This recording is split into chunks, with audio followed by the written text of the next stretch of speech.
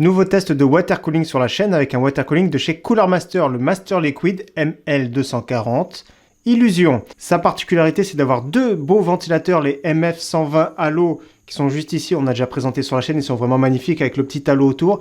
Ils existent également en blanc. Et autre particularité, c'est d'avoir une pompe de 3e génération. Salut tout le monde, c'est Flo, j'espère que vous avez la forme. Donc oui, en effet, les 240 mm, j'aime bien personnellement, je préfère les water cooling en 240 mm.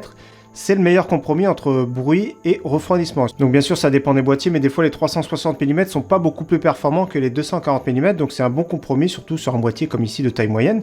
Donc ce boîtier qu'on a testé sur la chaîne récemment, c'est le Masterbox MB540. Donc je mets la petite fiche, n'hésitez pas à regarder le test de ce boîtier qui est vraiment très récent. Donc ça tombe bien parce que tous mes tests de boîtier, je les fais avec un water cooling en 240 mm de chez Arctic, qui est très performant, le Freezer 2, donc on va le comparer au niveau des performances. Bien sûr, le look, ce sera beaucoup plus joli. Il y a le contrôleur qui est intégré dans la boîte, etc. Avec le logiciel, on va revenir après. Donc je vais commencer par le déballer, bien sûr. Donc il y a le contrôleur intégré, mais bien sûr compatible avec tous les logiciels également, des cartes mères comme vous voyez ici, que ce soit Asus, ASRock, Gigabyte, MSI. Déjà, je ne sais pas si vous avez remarqué, mais il y a le petit halo ici des ventilateurs, mais également on dirait que la pompe aussi est vraiment très jolie avec le petit halo autour. On dirait un petit peu de l'aluminium brossé ici au niveau de la pompe. Donc nous avons bien sûr les deux ventilateurs halo qui sont vraiment bien, vous allez voir tout à l'heure la couleur, c'est vraiment magnifique. Donc les deux halo en 120 mm. Donc le bundle complet avec toutes les fixations, etc. La pâte thermique comme on connaît ici chez Cooler Master. Le boîtier contrôleur qu'on va utiliser le logiciel de chez Cooler Master pour gérer le rétroéclairage.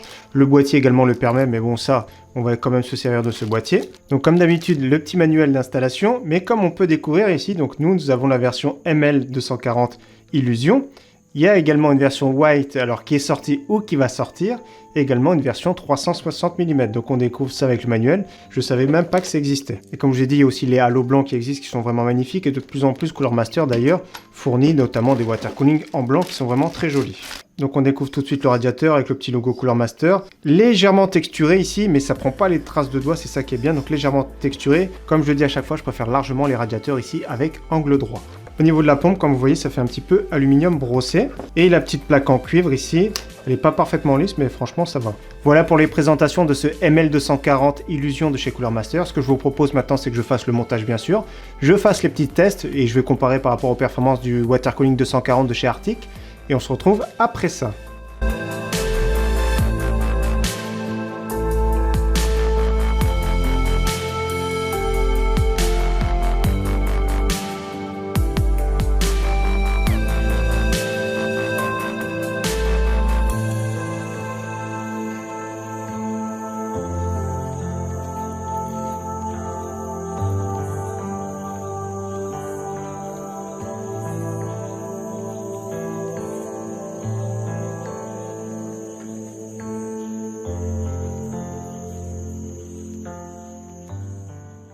Montage et test terminé. Que dire de ce water cooling? Déjà, les ventilateurs, personnellement, j'aime beaucoup ceux-là.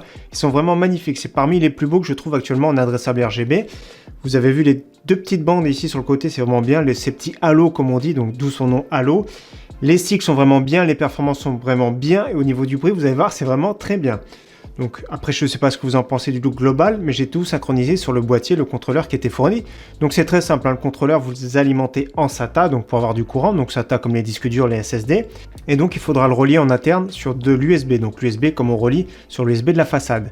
Ensuite, on va sur le site de Cooler Master, on télécharge Master Plus. Donc c'est bien marqué ici sur le côté Master Plus, vous téléchargez et avec ça il y a plein de balayages possibles d'éclairage. Vous faites ce que vous voulez, c'est configurable à souhait. Vous avez donc soit la possibilité d'utiliser le contrôleur ici intégré via le logiciel ou d'utiliser une carte mère avec le logiciel intégré, ou si vous avez un boîtier comme celui-ci, le MB540, il y a le petit contrôleur qui est intégré, donc j'aurais pu directement tout brancher dessus et faire varier les cycles d'éclairage depuis la façade. Ce que j'aime bien aussi sur cette ML240 Illusion, c'est la pompe qui est vraiment magnifique. Déjà le petit logo qui peut se tourner dans tous les sens qu'on veut. Ça c'est vraiment bien. Et ce contour qui est quand c'est éteint c'est noir, d'où peut-être son nom Illusion, donc c'est noir. Et quand on l'allume, vous avez vu, c'est vraiment magnifique cette petite pompe ici avec ce RGB qui fait tout le tour. Donc au niveau du branchement, pas de problème. Le processeur, le Ryzen 7 3700X qui reprend les fixations d'origine, ça a été vraiment assez simple. Il y a beaucoup de câbles, il y a vraiment tout ce qu'il faut, c'est vraiment super bien expliqué. dans la notice. Au niveau performance maintenant de ce Liblusion, alors qu'est-ce que ça donne? Au niveau du bruit, c'était vraiment excellent. Déjà, ce boîtier de base était vraiment très silencieux que j'ai testé. Donc avec ce water cooling, j'ai atteint maximum 42 décibels. La plupart du temps, ça tournait à 40 décibels. Il est juste à côté, il y a le micro qui est là, donc je sais pas, ça vous donne une idée, mais il est vraiment très silencieux, il n'y a vraiment pas de souci au niveau du bruit, toujours possible même encore de baisser d'un cran le volume dans le BIOS en régulant, et là il n'y a vraiment pas de souci, chacun fait ce qu'il veut dans son BIOS, c'est vraiment très simple maintenant et c'est vraiment intuitif. En testant ce boîtier avec l'Arctic Freezer 2, j'avais eu de très bonnes performances avec un delta de 45 degrés. Donc le delta c'est la température finale, moins la température de la pièce, donc j'avais fait 65 degrés pour le processeur, moins la température de la pièce 20 degrés, ça m'avait donné un delta de 45 degrés. Celui-ci a fait 3 degrés de plus, qui est vraiment super correct, donc c'est dans la bonne moyenne. Sur AMD Ryzen, il fait vraiment le travail. Sur Intel, j'ai pas testé, mais je pense qu'aussi il fera vraiment très bien le travail. Donc performances qui sont bonnes, il est silencieux, il est très joli, donc personnellement je le trouve très bien. Le prix, je le connais pas parce que je le teste avant la sortie, mais dans tous les cas, ça reste vraiment un très beau water cooling. En tout cas, comme d'habitude, merci à tous d'avoir suivi cette vidéo, j'espère qu'elle vous aura plu, et je vous dis à très bientôt sur ma chaîne. Ciao, bye!